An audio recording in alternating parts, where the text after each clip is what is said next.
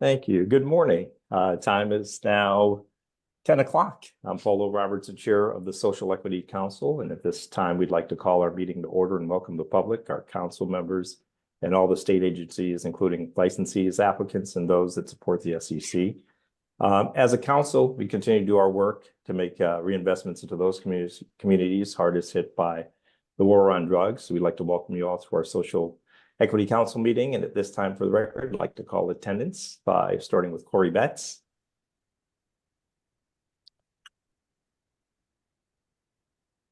Andrea Comer. Present. Avery Gaddis. Here. Samira Gordon. Andrea Hawkins. Michael Jefferson. Here. I think Sabira's on mute. Oh, Samira. Hi, here. Okay, thank you, Councilman Jefferson. Melvin Medina. Here. Ojala Naeem. Present. Thank you. Maurice Reeves. Here. Present. Thank you. Myself, Paulo Robertson. Ed Shirley. Here. Thank you. Shirley Skyers Thomas. Present. Kelly Marie Valeris. And Kevin Walton. Present. Thank you. At this time, we'd like to move for the first business item is the approval of the minutes. They were distributed to the council in advance of the meeting, and I'd like a motion to approve the minutes for the January 9th meeting. So moved. Second. Thank you. Any corrections or discussions? Hearing none, all in favor? Aye. Aye. Aye. Any opposed? Abstentions? The minutes are approved. At this time, we'd like to enter into executive session to discuss pending litigation. May I have a motion to move to executive session? So moved. Seconded. Thank you. Discussion? Hearing none, all in favor? Aye. Aye. Any opposed? Thank you. We'll move to executive session, and the members have received a Teams link for the executive session. Great, thank you. We've returned from executive session, and once again, I'd like to call attendance to ensure that we have a quorum. Corey Betts. And if you're on mute, you can unmute yourself. Corey Betts. I'm present. Present. Thank you. I'm sorry about that. Thank you. Andrea Comer. Present. Avery Gaddis. Samira Gordon. Present. Thank you. Andrea Hawkins. Michael Jefferson. Present. Melvin Medina. Present. Thank you. Ojala Naeem. Present. Maurice Reeves. Present. Thank you. Paulo Robertson is here. Edwin Shirley. Present. Thank you. Shirley Skyers Thomas. Present. Kelly Marie Valeris. Kevin Walton. Present. Thank you. We have a quorum. And next, I'd like to consider us moving to the equity joint venture application recommendations. Executive Director Clay, are there any comments about the recommendations to the council? Great, thank you. Sorry, no comments. I apologize. Okay, great. With that, let's. Excuse me, this is Kelly Valerie. Sorry, I was not able to unmute myself when you called, but I'm here. Oh, great, thank you. At this time, we'd move to the council to make a motion to deny application AMHF 0.008279 Nautilus Botanicals EJV1 LLC. May I have a motion to deny the application? So moved. Seconded. Second. Thank you. Any discussion? Hearing none, all in favor? Aye. Aye. Aye. Aye. Any opposed? Any abstentions? The motion to deny the application has been approved. At this time, I'd like to now move to our executive director's report. And I invite Executive Director to present her report. Thank you, Executive Director Clay. Thank you, Councilman Robertson. Good morning, everyone. Report for February. Next slide, please.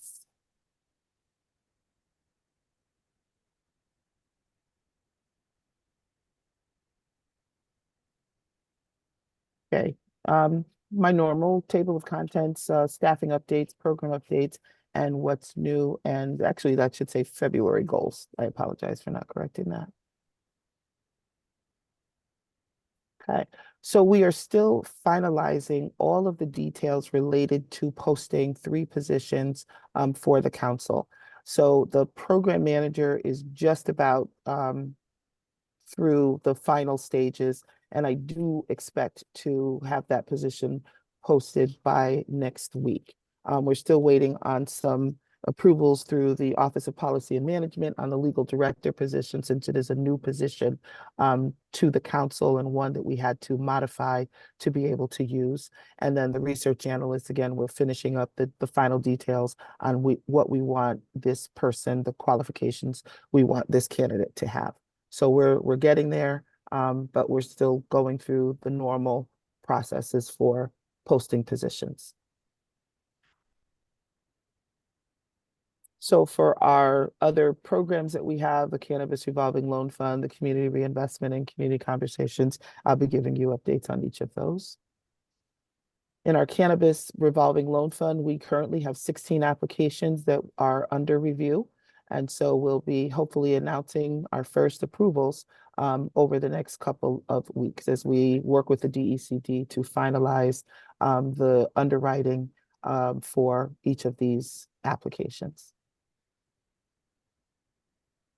For community reinvestment, the reinvestment committee met. We still have some work to do on the reinvestment plan, but some of the things that we are looking at and updating are the grant making process. We looked at and discussed best practices, the eligibility of those who can apply, recommendations on caps for the maximum and minimum possibilities for the grant awards, the use of funds. We want to make sure that they are impactful, and we want to try to use a sustainability approach for these programs, that the monies that we are providing these organizations do help them to carry on the good works in their communities.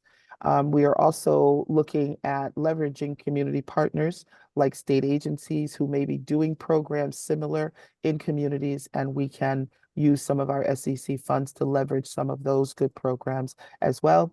And then we're looking at kind of updating the timeline a little bit because we have some community impact models that we still need to further develop. Community conversations, we're moving slowly into those conversations. I know during the reinvestment committee meeting, we wanted to put those on hold, which we are putting them on hold until the next meeting, but we are still working because it is a part of the process that was already approved, but we're not going into communities at this very moment. But we are meeting with those communities to have some preliminary conversations and update them on the reinvestment plans thus far. We have been approving workforce development plans like wildfire. Tiffany Arugio has been doing a great job. She's the newest member of the team working out of the Office of Workforce Strategy and has really dived into the workforce development plans and gathering a lot of necessary information and needed information for workforce development related activities through reading the plans and making recommendations for improvements to those plans and or recommendations of approval of the plans. The social equity plans, they are still moving along. You know, that's a pretty heavy lift for most of the applicants because it does involve a lot of community engagement, community conversation, and the development of goals that are impactful to the communities that these companies will be located in. So we approved this plan, which actually was a very good plan, during the month of January. Our February goals, again, will consist of finalizing the reinvestment plan. We're going to be moving aggressively and working with members of the council to get the reinvestment plan approved and moving forward. We have some PSAs, some contracts that we're looking to go into contract with. So Oaksterdam University was one that we had been working on already. So that one is actually moving forward. The marketing firm that we've talked about, Cronin and Kemp, we have not signed a contract with them, but we are working on the PSA. to work with them for our outreach, especially around the pre-lottery information and the new criteria information for social equity applicants, in addition to other information related to our reinvestment strategy. We'll be ensuring that we get those 3 positions posted before the end of February, hopefully moving into the interview phase with those folks. And then our pre-lottery education and outreach technical assistants, we're working with Cone Resnick, and we'll be working with the Department of Consumer Protection to educate the public on the lottery whenever a lottery is announced, but we want to get out there early. And then we also want to make sure that everyone is aware of the new criteria for qualifying as a social equity applicant. And then we have an outreach plan that is being presented to the outreach committee on Friday, and we'll be looking at hopefully implementing that plan in short order. And the next slide. Again, we are also, as a part of our reinvestment efforts, we are planning meetings with the following state agencies. We've identified these agencies as agencies that have programs and provide services to the DIAs that we are serving. So we are on board with getting meetings with these agencies to update them on our reinvestment strategy, as well as to find out what things they have going on in the community that people can avail themselves of, or that we can leverage some of our funding and efforts towards.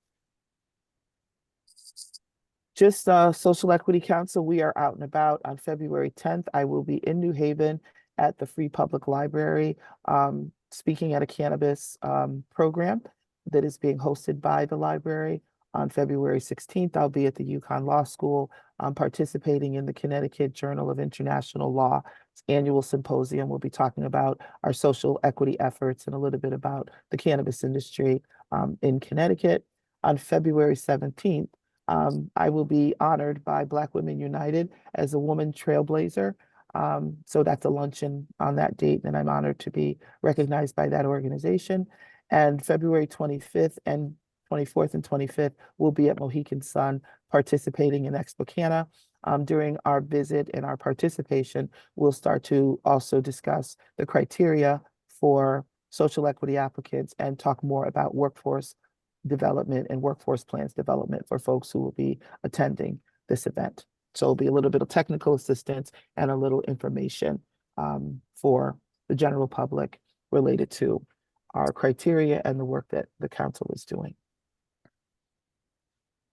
Our next meetings, outreach, will meet on Friday. Reinvestment is scheduled to meet the 21st. Policy and governance is scheduled to meet the 15th. The finance committee's next meeting is April 9th, and the next council meeting is scheduled for March 5th. And with that, I am happy to answer any questions. And I can't see, so if someone will have to. I will say us, Councilwoman Gordon. Good morning. Good morning. I am curious about the outreach firm or the marketing firm that you have identified. How did they come into our orbit? Was there an RFP for a marketing firm that I missed somewhere? Yeah. And sometimes I miss things, so that's totally fine. Yes. And what's I think last time around we had the outreach committee vet the marketing firm and work with them. So I just love to hear a little bit of an update about that firm and what the future plans are. And if there's an interview process, I'd love for myself, and I think Corey's on this call, Councilman Walton, Councilman Medina, to at least have the option to have a conversation with the firm before they were, not that they have to, I'm not putting you guys to say you must, but I'm just offering that I think we'd like to have a interview with the firm before anyone's. Yep. So before we sign a contract, as I said, we have not signed a contract with that firm, but we did go through the state purchasing process. So the state has a master contract for marketing firms, marketing PR firms. We reached out to several of those firms on the list, and it's just similar to what we did for the first marketing firm that we worked with. So we reached out to firms, we did a scope of work, and then those several firms responded. We interviewed each of those firms to determine how if which of them met our criteria. And the committee came up with this Cronin and Kemp. And so on Friday, the committee will be receiving more information about this firm before we sign a contract with them. So we actually plan to have some conversation with you before, but we didn't, there was a couple of meetings that we did not have. So we're not able to share with you sooner than your meeting on Friday. So, I mean, I would prefer to not just have one firm. Is it that they were the only firm that met the criteria? Or, because I think that the last time we did this, we had a number of firms where we were able to, it was a competitive process. I am not sure I feel comfortable with one firm being put in front of the committee as kind of the only option. Are there any other firms that meet the criteria? I think we are, as a committee, we are deeply committed to having the firms be specifically led by people of color if possible. I think that's what we had identified as something that was a priority for us very early on in this process. So I would love to have a conversation about this firm, but I also don't feel comfortable just sole sourcing this, given the fact that this is really important. And I think, as probably this council is sick of hearing me say, I think there's a lot of work that needs to happen in outreach. I think I've been very disappointed with where we are right now, and I'd love to see us really speed up and do more. So I'd love to see more than one firm. As I said, I can't speak for the committee and their time commitment, but I think we'd like to prioritize interviewing multiple firms, at least a second one, before we move into the contracting process. And this is not anything against a firm that I have no idea who you selected. So I'm not familiar with them at all. So on Friday, this information, I'll actually have the team put it together and send it to you before Friday, so then you can have a robust discussion on Friday. We'll send you the firms that applied. We'll send you the scoring rubric and the questions that were asked. We can send you that information. Okay, ahead of the meeting on Friday, though. So Ahead of the meeting on Friday. Yes. Okay. Yeah. Is that it? Thank you, Councilwoman Gordon. Councilman Walton. You're on mute. Thank you. Thank you for the report, Executive Director Clay. And my question was, if you could just elaborate a little more on the when you listed the state agencies that you'll be meeting with, and just really what that partnership looks like. Well, there isn't a partnership yet with those agencies. So what we're looking to do, and based on conversations through the reinvestment committee, we're looking to see what state agencies are working on in communities or throughout the state. So sometimes we get requests for funds that may already be out there. So we don't want to start funding programs. I believe this is the council's take. We don't want to start funding programs that already exist. So we're meeting with the state agencies. We're going to be discussing our spending priorities and our reinvestment plan priorities with them, and finding out if they are actually have programs related to these kinds of activities already happening in the community. And I will be bringing that information back to reinvestment, and we can determine some other spending options if that's what we need to do, or to help define the grant making process. Okay, so I apologize if I misspoke calling it a partnership. So it's really, we're just kind of just in the meeting stage to kind of see how, if we can be mutually beneficial to each other. Correct. Okay, all right, thank you. Sure. Thank you, Councilman Walton. And only because I think it's tangential to this point, I'm going to go to Councilwoman Comer. Thank you, through you, Mr. Chair. Yeah, just for clarity, I mean, I think we discussed this before. One of the conversations was really about, and this came out of, in part, our meeting with the governor's office to discuss sort of progress, which I think the conversation went well. But one of the things that was discussed was a need to sort of make sure that we are not replicating resources. And the best way to do that is to have conversations with the other state agencies, so that if in fact we are coming up with a plan to put resources into certain organizations or certain programs, making sure that those programs are not currently being funded through other state through other state agencies or other state programs. So it was really just a matter of avoiding redundancy, so that we can optimize the dollars and have a meaningful impact in the impacted communities. Thank you, Councilwoman Comer. Councilwoman Thomas. Good morning, everyone, and thank you, Director Clay, for your report. I just wanted to ask a quick question with regard to the marketing firm again. So I'm getting from our conversation that we will have more information the latter portion of this week. So can we please have the scope of work when it's determined, if we're going to go with this particular company? So Sure. if we're going to go with them, can we have their scope of work? And do you already have timelines in mind, or is this something to be determined at the end of the week as well? We do. So the outreach strategy was sent it should have been sent to all members of the council through Arlene Garlindo, an email from Arlene Garlindo yesterday. So if you would check your email, and I will confirm that she sent the outreach plan to the entire council, including the outreach committee, just for everyone to have kind of a view of it. And then whatever updates are made, we will also resend that. So. But in that plan, there is a timeline. Okay, great. And so then the only other request is, please, if you could share the scope of work when it becomes available. Absolutely. Wonderful. Thank you. Thank you, Councilwoman Thomas. Councilwoman Medina.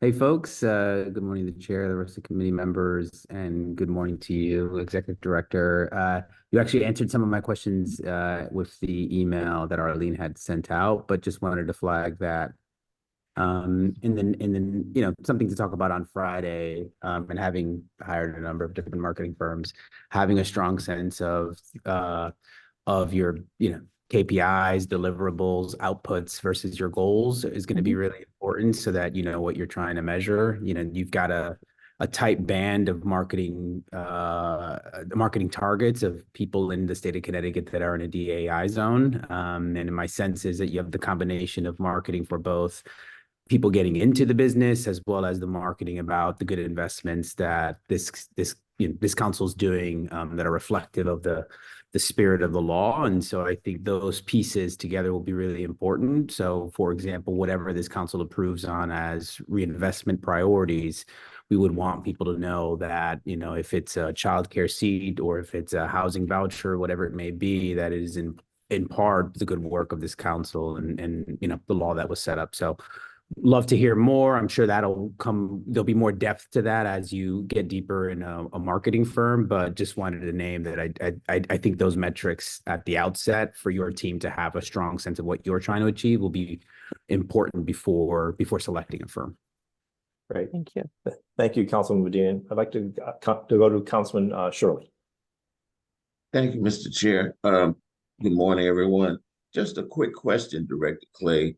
You mentioned that there were 16 applicants for the Canna business loans. I'm just curious, how many eligible applicants have not applied for the loan? Do you have a sense of that? I do not have a sense of that. So if you figure we have approved over 100 and I think it's like 109 at my last count, applications. So that would be the other folks. So all right. So very few have actually applied. That's curious. Funding is hard to come by in this business. So and so at that interest rate.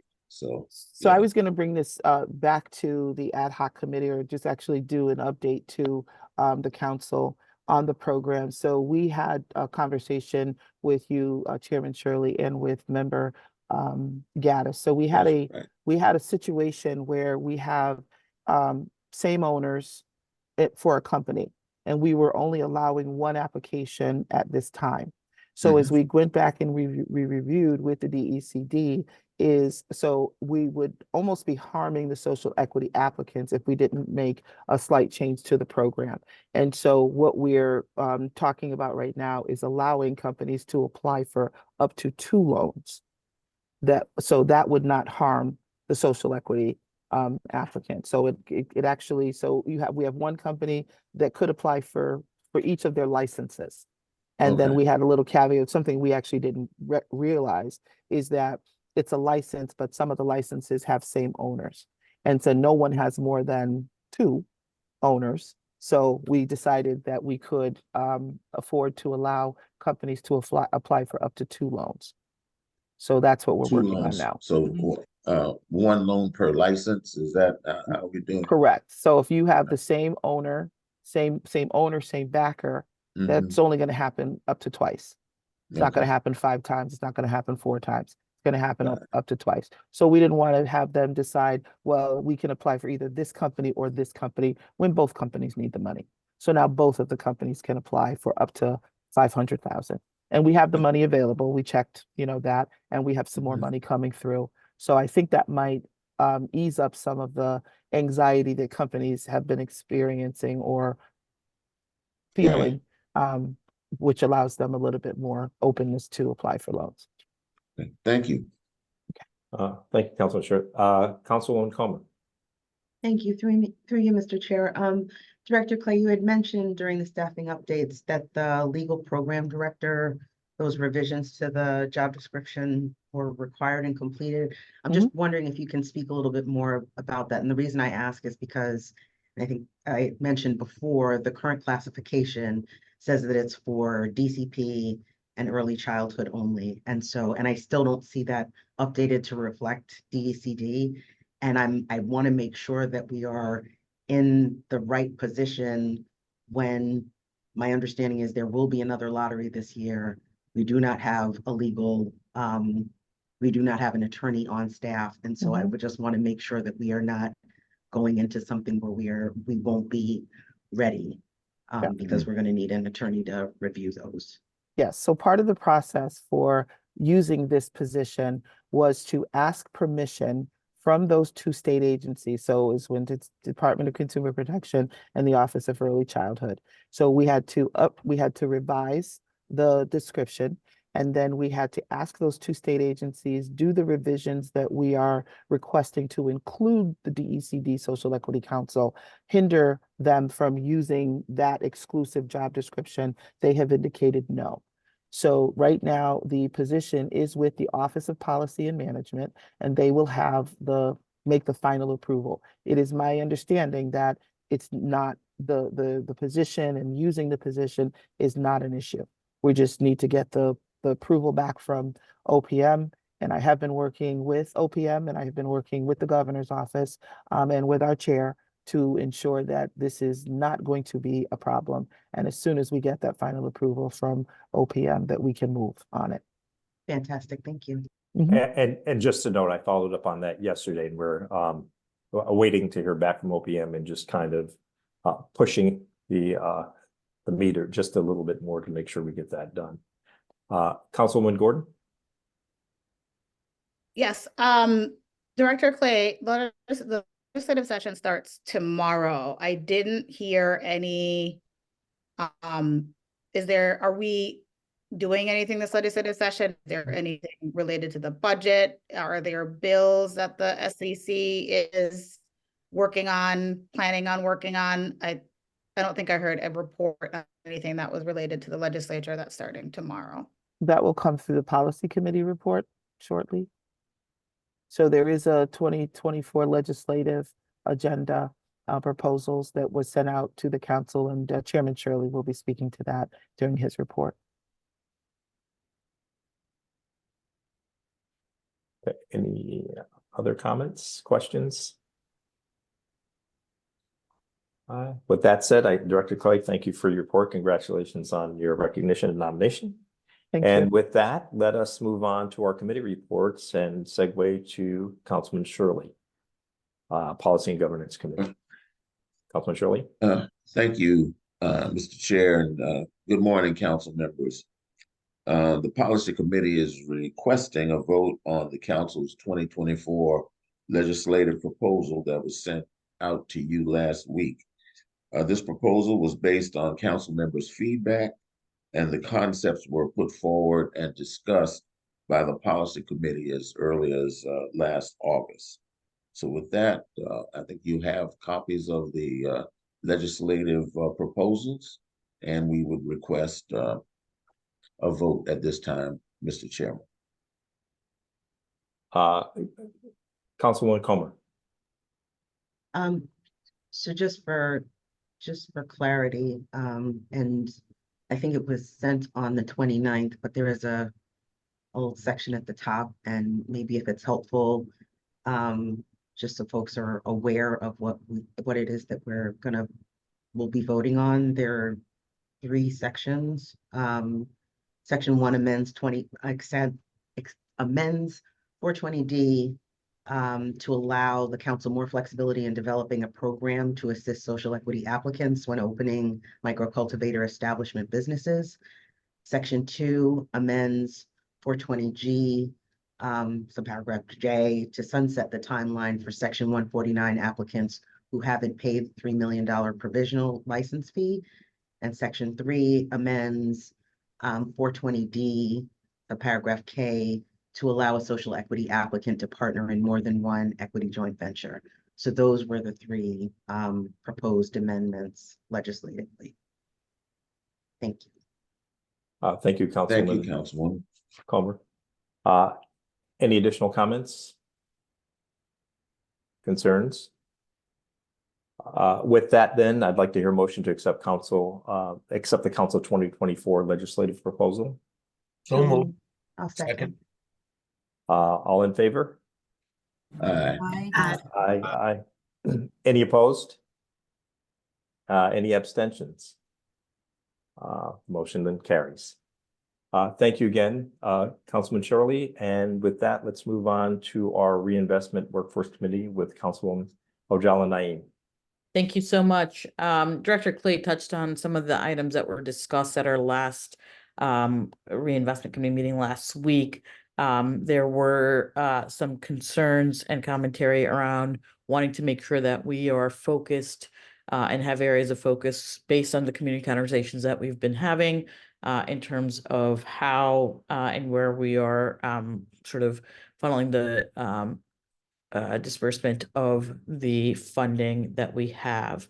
There's also discussion on looking at ways to partner with other larger organizations and agencies to better understand where there are gaps that are currently not being covered or served through various state agencies, to make sure that we can really think about and make sure to get this money into the areas where that aren't being addressed in other forms. So walking out of that, we had a couple of takeaways for for Director Clay and her staff to get back to us by mid next week. The first was to really take a look at, what are the top 5 themes that have come out of our community conversations, and share those with the various state agencies to see what they are doing in that space and where there are some gaps. We also requested that the community conversation report be shared out. So we're talking about, making some decisions on focus areas, but we had not yet seen the results of the community conversation. So I know those were shared out with, I believe, the full council last week. The third piece was requesting, an update to get a sense of what the outcomes, recognizing that it is still underway, of the pilot program were. And then with all of those pieces in place, the goal is to come back as a committee to really understand and make a recommendation to the council on how we would like the funding to be used and distributed between both local community grants as well as larger partnerships, and also hone in on no more than 2 to 3 focus areas for how we are reinvesting. That's it for my end. Great. Any comments, questions? Thank you for your report, and thank you for the members of the committee, Councilwoman Naeem. Next, let's move on. I believe there's a question. Oh, there is a question. Councilwoman Medina. Apologies. I think not a question, but a point of a reference for around the conversation with the marketing firm. I mean, you know, my sense of the community, the importance of the community conversations, they represent a qualitative component of the assessment of what community needs are, which is vital and important. And there's also a great deal of quantitative work through opinion polling that could be done. And just, you know, the hat of my current role, I've been doing a great number of polling, and the cost of living in Connecticut and across the country is top of mind for people. That fundamentally, especially for Black and Latino community residents, boils down to the cost of housing, early childhood education, or others, childcare. There are many other things, but just wanted to name that I think the community conversations and the synthesis of what comes out of that is really important.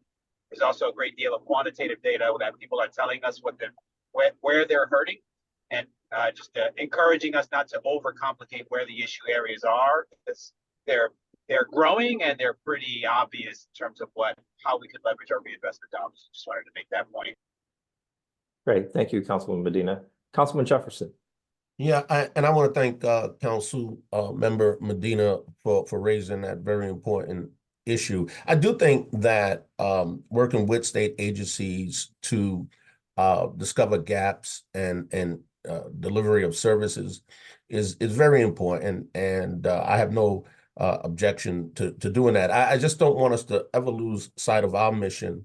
We're talking about the impact that the war on drugs has had on our respective communities across these DIAs. And there's a lot to be learned through these community outreach conversations and whatever have you. I love the grassroots, and I'm from the grassroots. That's what I do. And they have something to say about this too, not just the state agency. And I think most of us recognize that. I think we have to bring a balance when we talk about reinvestment. I don't want us to throw all of our chips in one basket. We have to balance this. There are people in the grassroots doing some wonderful, wonderful things. And sometimes the state agencies don't even address those issues. They don't address financial literacy for our young people. They just don't.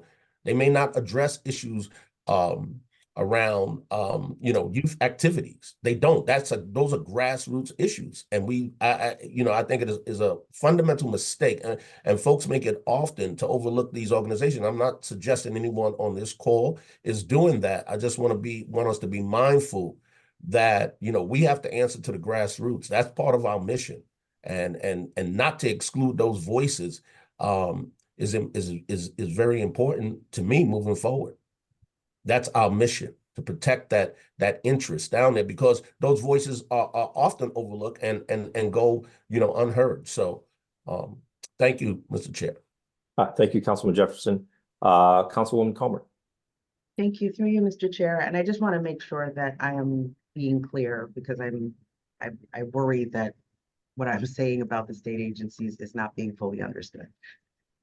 My request for us to share with the state agencies what we have heard is to get information from them about where they are making their current investments, so that we are not being redundant, we are not being duplicative in where we apply our resources. Because the last thing we want to do, to your point about the grassroots, a lot of times grassroots, mom and pop organizations have no idea what resources are out there, and number one, and number two, they're not benefiting from them. So I just want to make sure that when we go to invest money back in these communities, that we are not continuing to perpetuate the resource gaps that exist, and because then we're not, in my mind, serving our mission if we are not in fact addressing those gaps and making sure that the communities are getting the most meaningful investment possible. And to me, if we're being redundant and duplicative in terms of resource provision, then that's what we're doing. Thank you. Thank you, Councilwoman Comer. Again, to your point, I think it's an ability to kind of see the map in terms of where things are and how they all work together. It's not an either or. I think it's a augmentation across the board. With that, let's go to Councilwoman Gordon. I think Councilman Medina had his hand up first, so apologies. I'll Yield back to Council. I didn't know if it was still up. Councilwoman Medina. No, sorry, that was just my old hand up. Yeah. All right. Back to you, Councilwoman Gordon. I think one of the things to comment on what Councilwoman Comer was mentioning through you, Mr. Chair, which I think like gets to the root of what I feel like has been in some of these conversations. For example, if you look at the report from the community conversations, like youth pools or like access to swimming is something that comes up in every single community that we've had a conversation on about, like every place where there's been a community conversation. So theoretically, I don't know what state agency this is spending money on youth recreation in cities, whether it's the recreation department at the city or whatever. If you've ever had the experience of living in a city in Connecticut and trying to go to a city pool, there's a line around the corner. Like if you didn't get there at 8 o'clock in the morning, like you probably won't have access to the pool, that you in for an hour, they kick you out to let somebody else come in. What I imagine we are talking about here is, okay, let's look at the resources that are going into youth recreation from X number of whoever is spending on that. That doesn't mean that there's not a gap. And I think like what our goal is do we build another pool? Do we get better access to the YMCA for kids? Like, how are we solving those gaps? And I agree with Councilman Jefferson, like there's a lot of nonprofits that are solving for a lot of these problems. So I think for us to do this well, we've got to figure out through a needs analysis, where are the gaps and what are we solving for? Because I think we're not necessarily saying, like, I think the things that have been highlighted through the community conversations are kind of needs in the community. What I would say is probably there's not a great ROI on the state funding because of whatever it is that's on the back end. Like, I think we have to figure out where those gaps are and how we're going to solve for them. So like if I am thinking there's a lot of youth community-based organizations that are teaching kids how to swim. Do they have enough money and do they have access to a pool to do so? Where we would come in is say, here's hypothetically throwing money out, $250,000 to hire and train more people to teach people how to swim to the community-based organization that's already focused on that activity. And that's how we're going to invest in the grassroots. So that's like in my mind, how I see it working.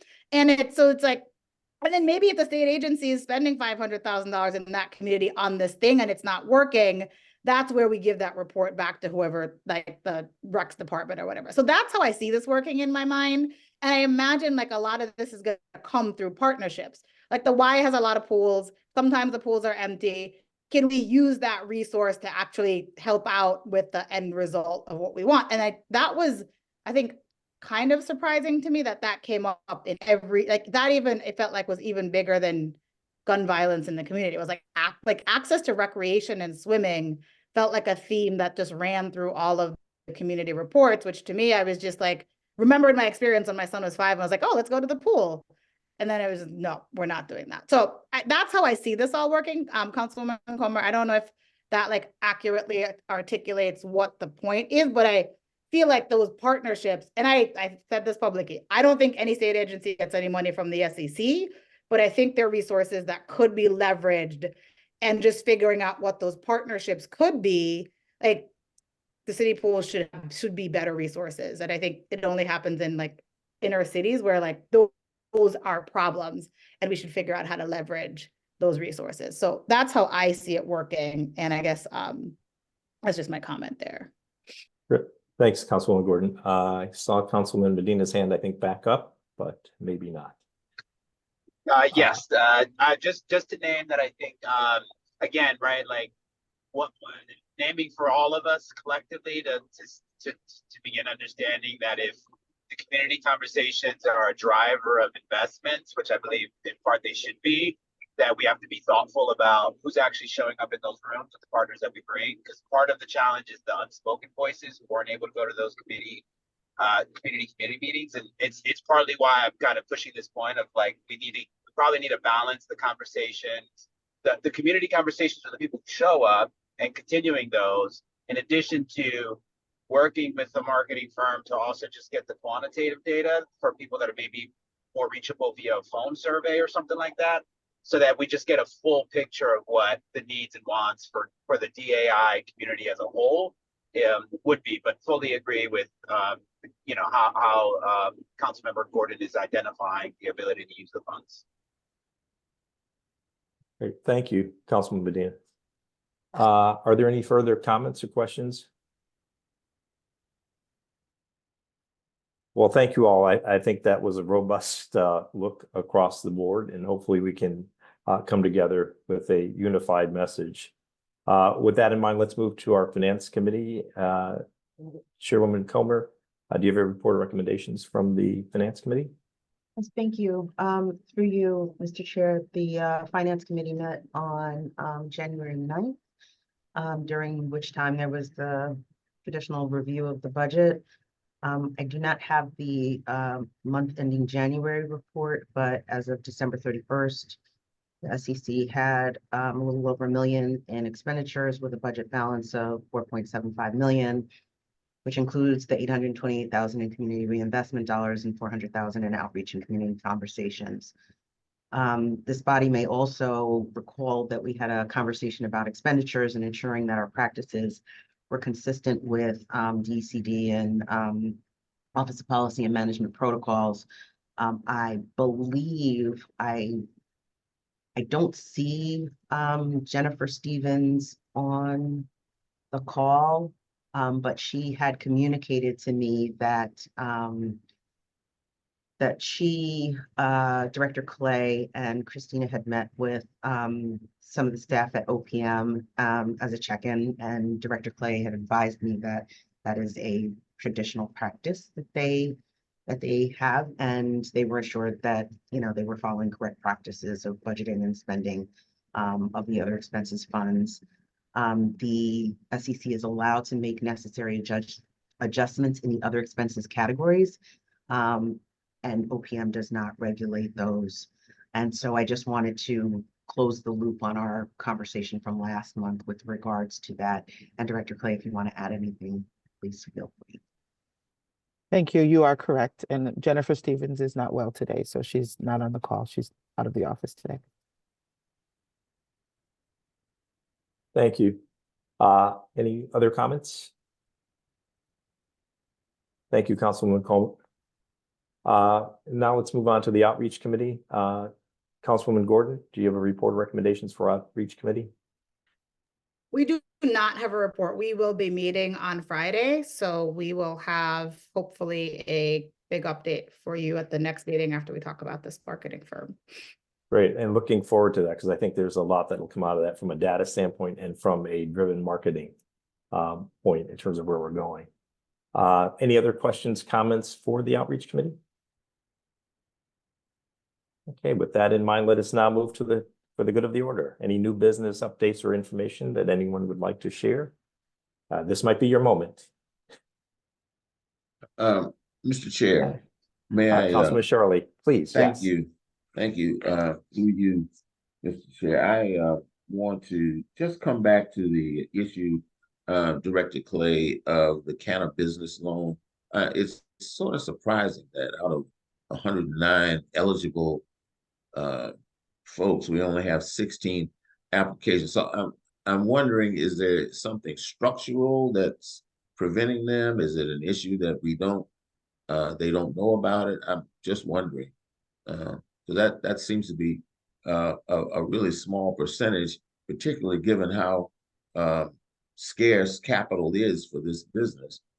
And this is a great it's a great opportunity for them to get working capital. So just a thought. Director Clay?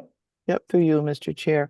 So the thing that I can only surmise is that we've made the loan program available to people who have provisional licenses. So you can apply early, even before you're fully licensed. But if for whatever reason you take out a loan at a provisional phase of your development, and for whatever reason you do not get your full license, you're still on the hook for that loan.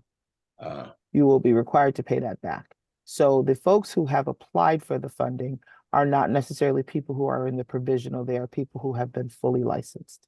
Makes sense. Okay. Yeah. Thank you. Thanks for that clarification. Great. Thank you again, Councilman Shirley, and thank you, Director Clay. Any other comments or business or updates at this time? Well, hearing none, I would like to ask for motion to adjourn. So move. Second? Second. All in favor? Aye. Aye. Aye. So moved. Everyone have a great week and